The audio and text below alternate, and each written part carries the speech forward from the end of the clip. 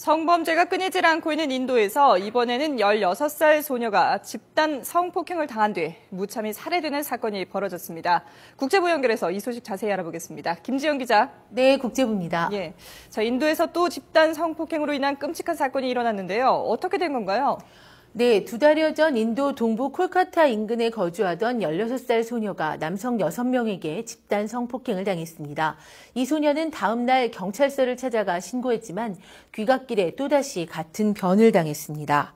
최근에는 가해자 2명이 피해 소녀가 집에 혼자 있을 때 침입해서 몸에 석유를 끼얹고 불을 질렀습니다. 경찰 고소를 취하하지 않았다는 이유로 앙심을 품고 살인을 계획한 겁니다.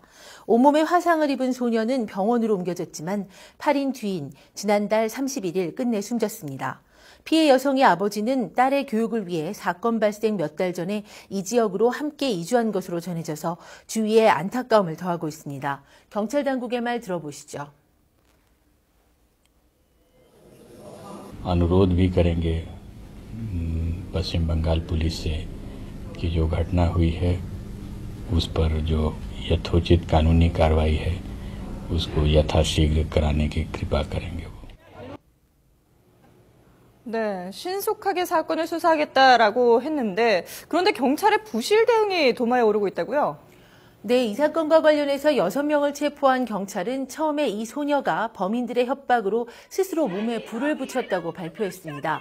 하지만 최근 피해자 2명의 혐의를 협박 대신 성폭행과 살인으로 변경했다는 것입니다.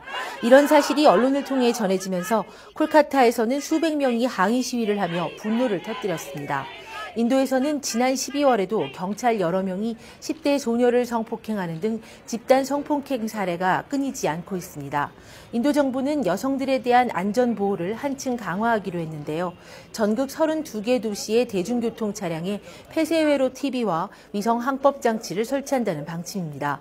하지만 성폭행을 근본적으로 막기 위해서는 여전히 성범죄에 안이하게 대응하는 경찰의 태도부터 바뀌어야 한다는 지적이 나오고 있습니다.